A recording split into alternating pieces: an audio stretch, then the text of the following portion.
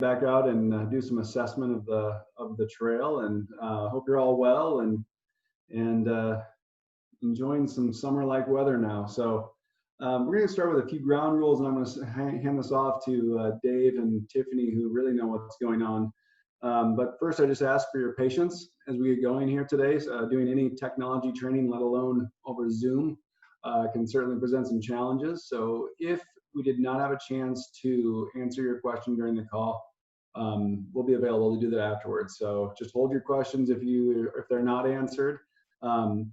But in the meantime, as we are going through this and things are coming up for you, please use the chat feature for your questions. So if you hover your mouse over the bottom, if you haven't been in a Zoom call, and you hover your mouse over the bottom, there's a little chat button, and that should bring up the chat in the right-hand column. So please put questions there. Amy Lord on our team is going to be aggregating those questions, and then Tiffany and Dave will be answering them at the end. So the other thing that, if we have anyone joining by phone, I don't see anyone yet, we would open up unmute for the phone participants at the end to have their questions shared. But so far, none of that is occurring. So please use that chat feature. We are recording this, so if your video is on and you do something embarrassing, it'll be saved forever and always. So keep that in mind. And then we will be sharing this recording and making it available. So if there is something you want to harken back to, it'll be there for you to see. So if you'd like to have your video on, you can do that in the bottom left-hand side. There's the video feature and also your mute feature, which won't be working very well for you. And in the upper right-hand corner of your Zoom screen, there's something called speaker view. If you only want to see the people that are talking, you can click that, which will be either Dave or Tiffany. But if you wanted to get the whole Brady Bunch theme, you can toggle back and forth and look around there. So with that, I don't have anything else to share. I'm going to hand this off to Tiffany and Dave and learn right alongside you how to do some pretty nifty gathering of information that'll help us really prepare for the next run of trail maintenance this year. So Dave and Tiffany, it's all you. Welcome everyone for helping participate in the Mammoth Steps here. It was an awkward spring as we weren't allowed to, we were allowed to go hike the trail, but we weren't allowed to go maintain the trail. So we use this as an over National Trails Day weekend to help do a full trail assessment to see what's out there. And we understand and know that there's been a lot of chapter work that's been going on as we speak even to keep the trail maintained and looking good and hikeable for everyone. So we're looking at trying to roll out some new things here, like Survey 123, that we can hopefully use in the future down the road. And one other thing, when we scheduled this meeting a couple weeks ago, everyone was safer at home. So a 10 o'clock meeting on a Wednesday seemed pretty reasonable for everyone, and not when everyone's at work. But anyways, so what we're looking for here is just an overview of the trail. We're looking for some problem areas, areas that are wet, signage has been damaged. We know there's been some vandalism out there. Some places that are overgrown, wet, muddy. So while I'm going to get into that a little bit deeper in a second here, but one of the things too is as we're out there, is to practice good leave no trace principles. And effectively, we're asking folks to bring like a little shopping bag with them, plastic bag or something, to pick up any of trash that they find along the way. I know that I've been noticing some more trash with the more use lately. So We want the trail looking all spiffy. So I'm going to get into the reference guide here, and I'm going to share my screen for those folks. And I have a lot of things open.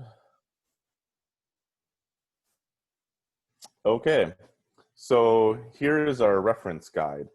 And like it says, we're looking for a complete snapshot of the trail, big and small things that we can begin to address in the coming weeks and months. So what to document? We're looking for things that are overgrown, like specifically brush and bramble, not so much items that are like tall grass, unless it's unless it's really tall grass, like some stuff that wasn't mowed at all last year, which I don't think we're going to run into, but never know. Signage that's missing or confusing, broken posts, blazes that are ripped off, or faded arrows and kind of confusing stuff. Trees that are down and across the trail.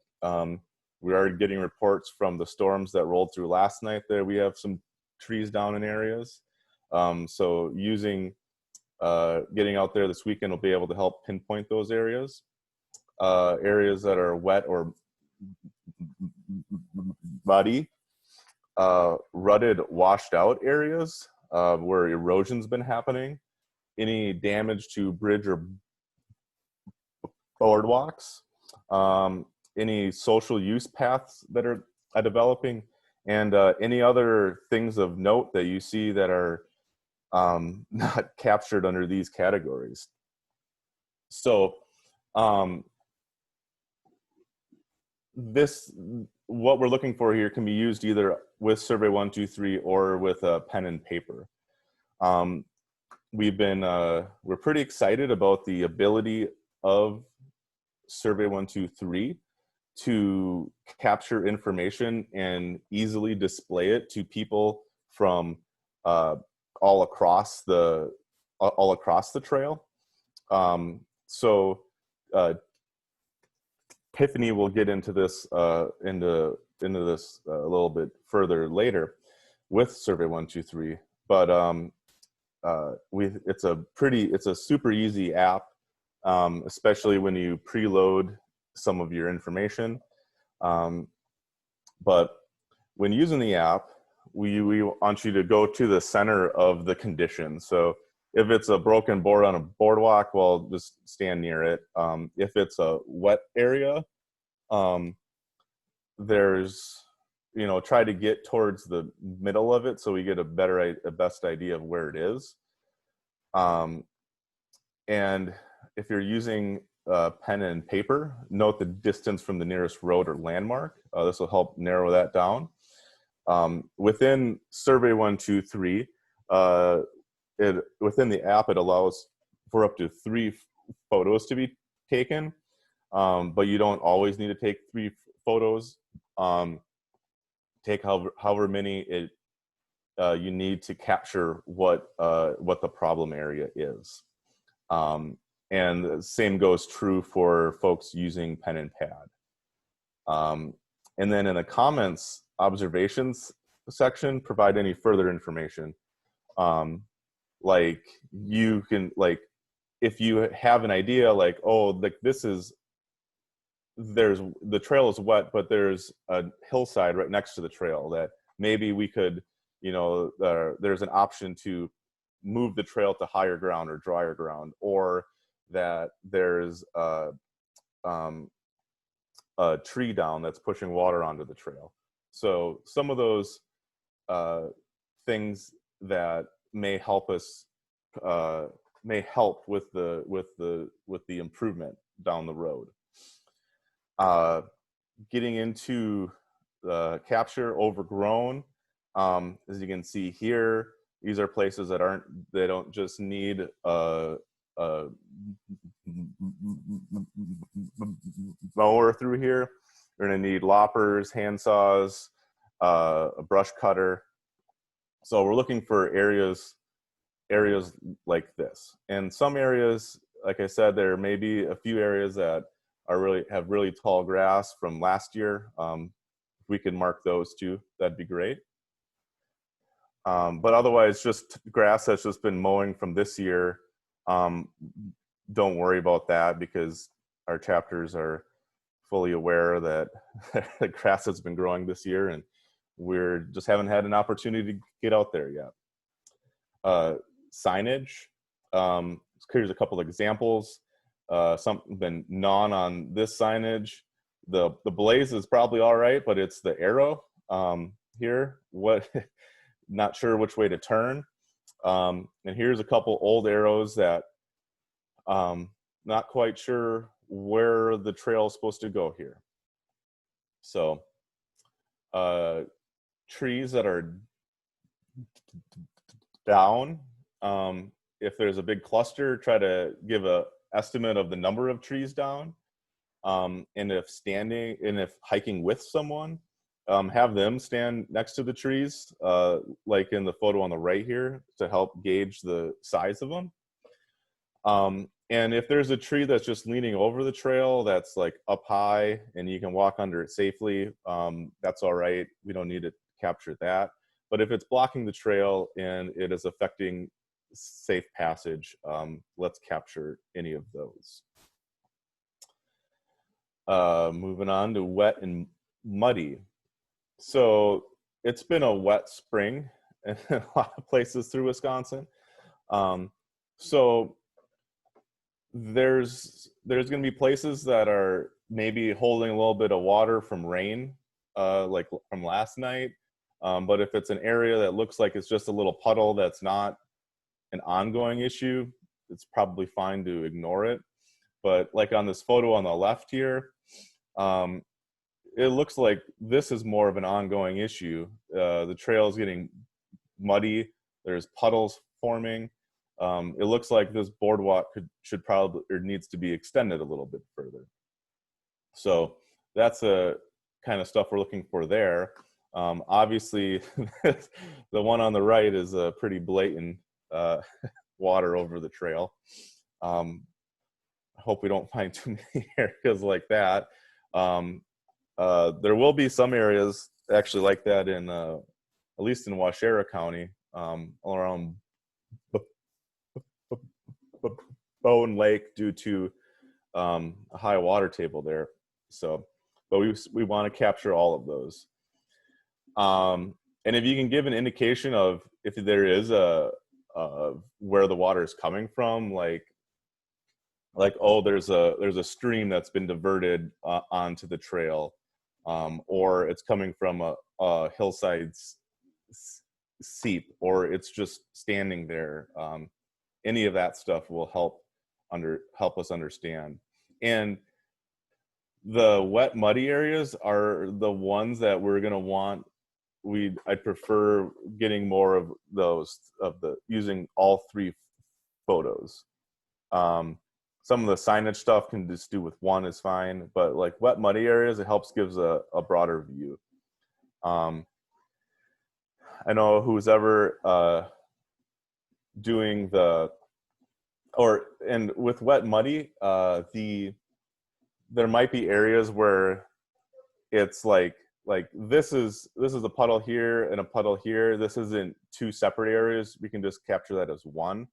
I was in the Southern Blue Hills segment last week, and I captured one, and I was like, oh, this is a perfect example. And then I walked 100 feet, and I was like, oh, there's more.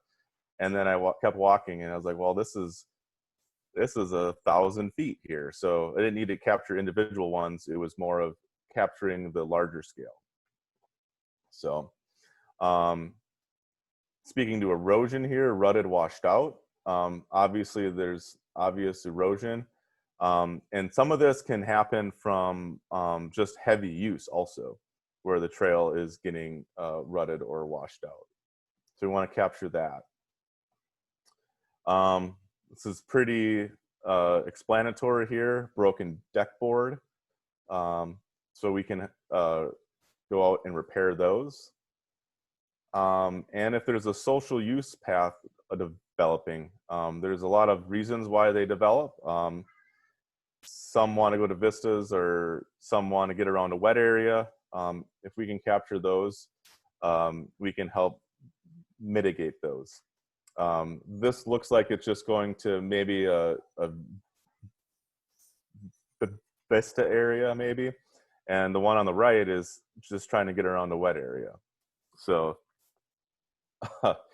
and then anything else you find that needs addressing. There's a whole host of things that that the trail's 1,200 miles long. There's a lot of just oddball things that you might come across. So, and one thing too is that when taking the photos, obviously you can't, do your best with like standing back a little bit and not just getting right into the middle of the issue, so it's easier to see what's going on. If you stand back just a little bit, like this photo on the right is more informative than if someone was standing right where the social trail is leaving. You can see the braid there.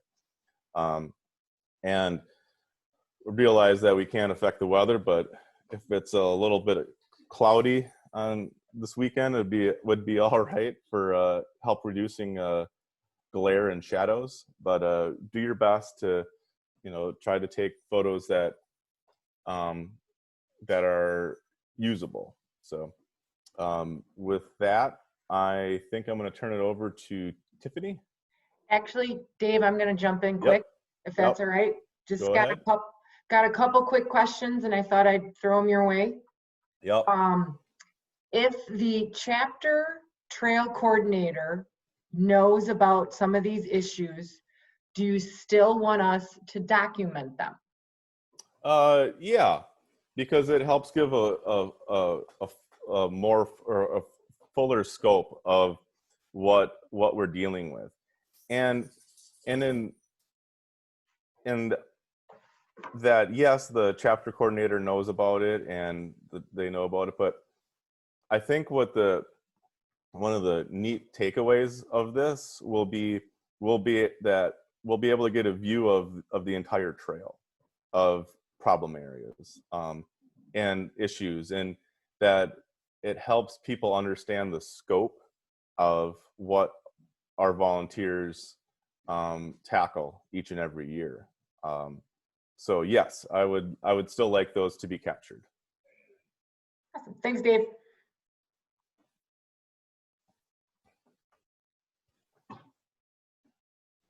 That's all I'm seeing for questions. All righty. I'm gonna stop sharing here. Okay, thanks, Dave and Amy. I will share my screen.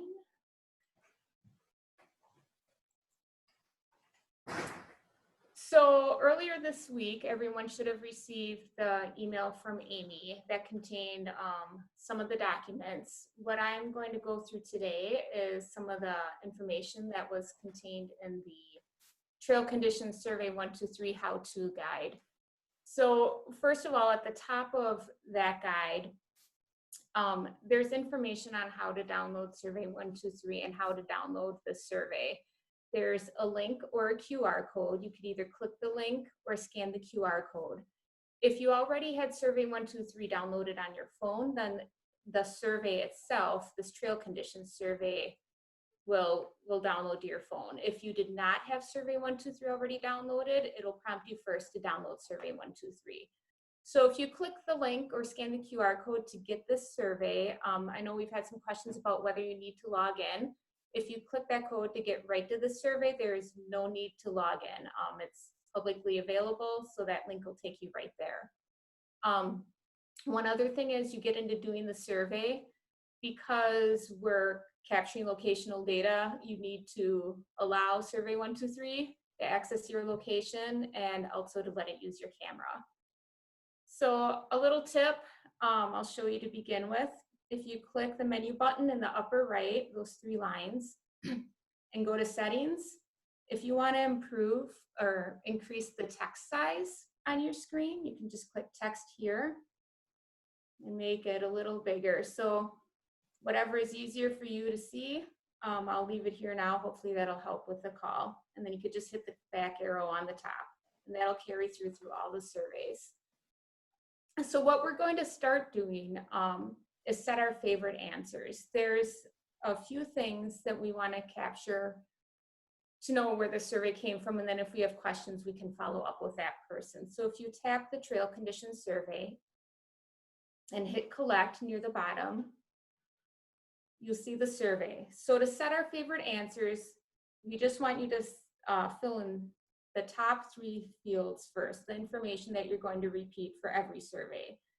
You don't have to do this, but if you don't want to type your name over and over again, this is really handy. Especially if the mosquitoes are hounding you.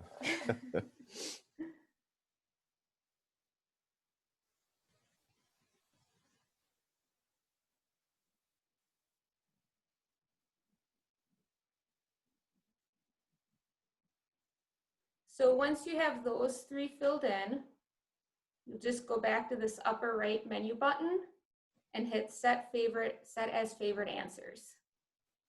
Now the other thing that you need to do after this is click this check mark on the bottom right. That kind of seals it. If you're at home, you're on Wi-Fi, you can hit send now. I'll talk a little more about this later. Or you could also save the survey in the outbox. It doesn't matter, either way, we'll save your favorite answers.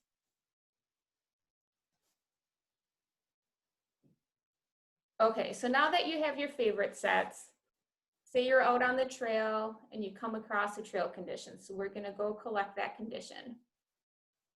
So the date automatically fills in. If you wanna enter your favorite, have your favorite answers, go hit the menu button in the upper right and hit paste answers from favorite, and it plugs them all right in. So segment name, you can either hit the drop down, or if you don't want to scroll through all of them, start typing the segment you're on, and it'll narrow down the list and you can just tap that segment. For the location, if you hit in the upper left, right by the long, you see that GPS button. So stand, like Dave said before, in the middle of the condition if you're able to and nearby, tap that button and that'll set your coordinates to that location and tell us where you are. Also, just a little tip, if you want to save your battery, you can put your phone in airplane mode and the GPS still works, or you could at least turn off your Wi-Fi and Bluetooth if you don't need it and still want cell service. If you have those turned off, the map itself will not appear on the survey. You'll just see that little GPS button. And just know that if you tap that button, it'll still put the location in the correct area, even though you don't actually see it on the map.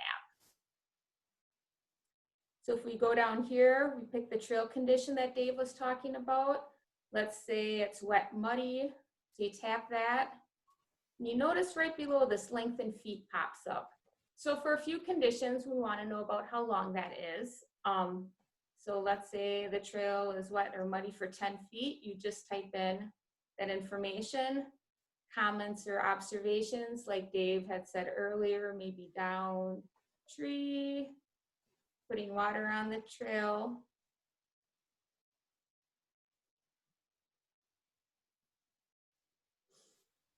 And then here's your options to take up to 3 photos. So you just click the camera button, and I'll just shoot out the window here at the office. If your photo is not rotated the right way, you have your options here to rotate it. And then let's say got all of our photos in. At the end, you hit the checkbox in the lower right. Now here, if you don't want to use your cell service, it's perfectly fine. I recommend hitting the bottom option that says save the survey in the outbox. And what that does is it stores it all on your phone. So then when you're back home, back on Wi-Fi, we can send them all later. And I'll show you how to do that in just a moment. So we're going to save this in the outbox. One other tip, is that Survey 123 is constantly reaching out to gather your locational data whenever it's open. So even if your phone sleeps, it's still kind of reaching out to try and find that. So if you're doing a longer segment, want to save your battery, it's perfectly fine to just totally close out of Survey 123 in between conditions. And when you come across something, open it up again and just open up that survey and then collect a new condition. So let's say we're back in the office. You see in the outbox on the bottom here, it's got 1. So that means that I've got 1 trail condition stored on my phone that has not yet been sent in. So if you click your outbox, in the bottom right, you've got your send button, and you just tap send. It gives you a list, or you could click map view if you wanted to see where on the map you were. If you do have a number of conditions and a lot of photos, just be aware it might take a little more time to send those photos. It shouldn't be too bad. And then if you like kind of keeping your phone neat and clean, everything that was sent stays in the sent box, and you're welcome to empty it. It'll empty everything except the one that you set as your favorite. So you see the star, that's the one that just contains my name, my email, and my phone number. So if you hit empty, yes, I want to delete it all. And you can see my favorite is still in there. So you're not going to delete your favorite, so you still have that. So, you know, Dave talked before a little bit about, yes, it's great if everyone does this, even if the chapter knows about it, because we get this great picture of everything that's going on the trail. So everything that, hold on one second, everything that you submit will be on this map. The map is at the end of the how-to, a link to it. And if we scroll in here, here are some points that Dave took last week for some examples. You could tap on it or click on it. So he was in the Southern Blue Hills. It was signage. His comment is that the post is broken. If you look at the picture he took, that pretty much tells us what's going on. So in that case, I think one photo pretty much does the trick. We don't really need that sign from all angles. A different example that he talked about, the wet areas. So Southern Blue Hills, wet muddy, about 30 feet, low spot that looks like it collects water. And then this example, you know, he took a picture from all angles. So here's a picture from one side, from the middle, he was swatting mosquitoes in that one, and then from the other direction. So, you know, if we'd really like you to try using Survey 123 versus pen and paper, you know, try it first. If it doesn't work so well, that's fine. You can always go back to the pen and paper. The nice thing about Survey 123 is when you send it, it automatically pops in this map. So all that information is just there for us to see and work with. Amy, do we have any questions? I'm going to address one other question that was brought up earlier. If you're using Survey 123, you don't need to note how far you are from a landmark or anything, because it's taking the GPS point from exactly where you are. So we know that. So the other point is that if you are in airplane mode and using Survey 123, a screen may show up that says it cannot find the map, the location. It says that there's an error.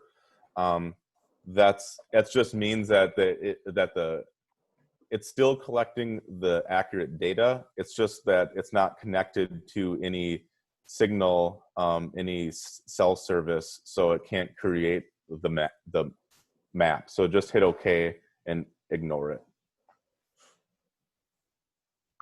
I've got a couple questions. You guys have talked about this a little bit, but I'm just going to ask very specific.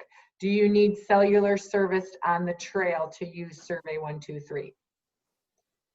No, you do not need cellular service on the trail to do Survey 123. So before you go out to the trail, either click the link in that how-to or scan the QR code on the how-to, and that'll download the survey to your phone. And once that survey is downloaded on your phone, then you're good to go out anytime after that.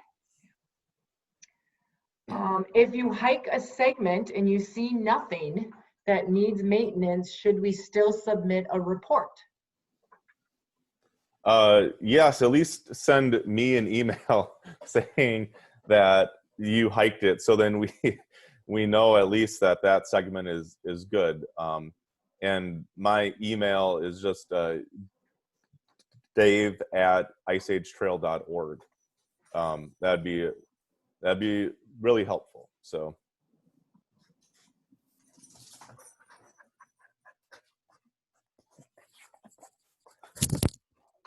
Easy. Those are the questions I am seeing in chat. If I missed something, I'm going to ask folks to resubmit or ask again, but that's what I'm seeing right now in chat. I understand there's some folks who have downloaded the app, but they're not able to get into the app.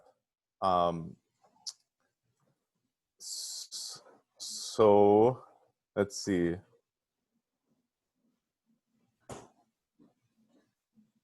For Survey 123, you do not need an account. You don't need to sign up for an account. You can just use the survey as is. Log in credentials. Yep, you don't need it. You don't need to log in to Survey 123. A comment here that says that they just restarted the app and they were able to get into this survey. So maybe try that, I guess. And the key is if you just open the app without clicking that link or the QR code that was in the how-to, it won't get you to the survey. So be sure to either tap that link that was in the how-to, or you can scan that QR code with your phone, and that should download the survey into the app.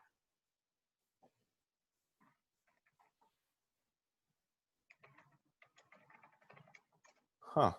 All right, Tiffany, there's a question here that says, I get a green screen with no menu that tells me to sign in with nothing else. I got that. You had to go back to the link. Yep, I would say to go back and click that link or scan that QR code. I think that's the key. One quick question, had somebody join us late looking to actually find the app. It was in the information that was emailed on Monday, and I can resend that information once we are done with this training. So everybody has that again. And we will also send us a follow-up with the link to this, and if you are using pen and paper, a Word doc version of the checklist, so it's easier to fill out on your computer instead of a PDF. So.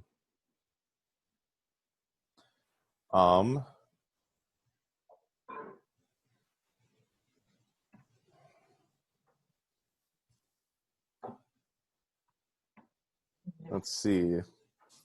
Yep, for scanning the QR code too, I know Apple users, you do not need a QR scanner. If you just use the camera on your phone and hold it over the QR code, it'll automatically scan it. Dave, was that the same with your phone? Yeah, my Android, you just hover over it and it comes up and you just click the link. Luke mentioned that after he downloaded the app, he then scanned the QR code, and then the survey opened up from there.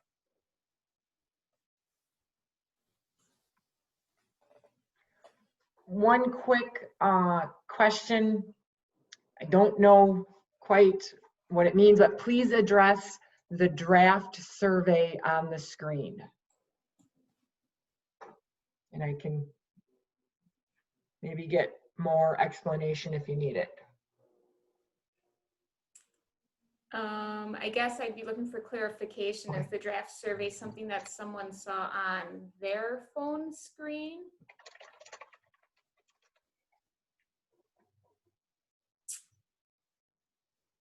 I'm unsure what that is. Okay, I'll find out.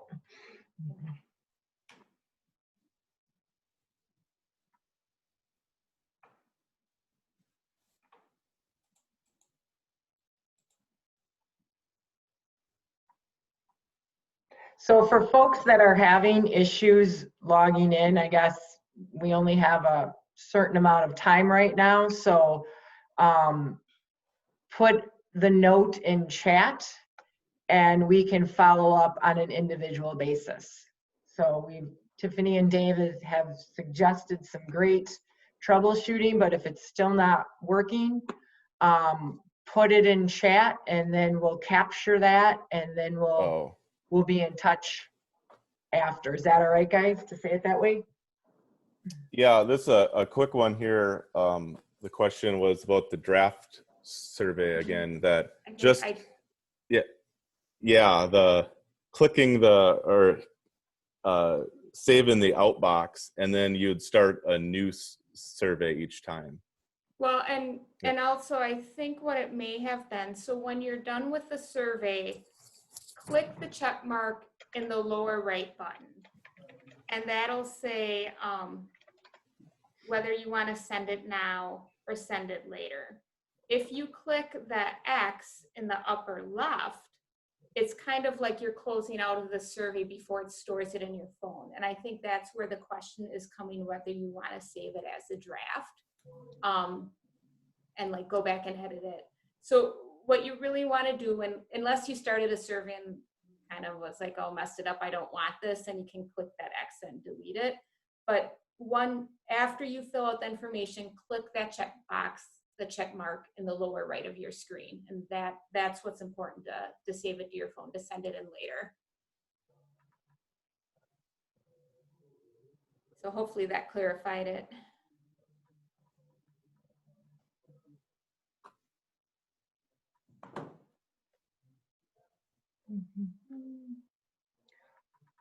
Well, we're excited to start getting survey 1, 2, 3 out in the along the trail. We developed the app for other reasons last year, and this came into play right now. So we're hoping that we can continue to use this survey for this similar purposes down the road, and perhaps some new things. So if any questions come up, as you're thinking about this or playing with it later today, please email those questions to Dave Kalibi, and he'll be in touch. I mean, lightning fast. He'll be right back and help you out with your any problems you may have. And in the spirit of community here, I'm going to unmute everyone so you can all say hi and bye to each other. Thank you very much for taking this challenge on. I think this is an exciting thing for us, not just for this month, but for the long term, to be able to really have some detailed information on the needs of our work. And so thank you for being the guinea pigs and giving it a test run and giving it a try. So we appreciate that very, very much. And good luck out there. We know there are certainly reports of ticks and mosquitoes and a really fast runner on the trail right now. So good luck and enjoy your hikes, and let us know how it goes. You're all live right now, by the way, so don't say anything embarrassing. Bye, everyone. Thank you. Bye. Bye. Bye.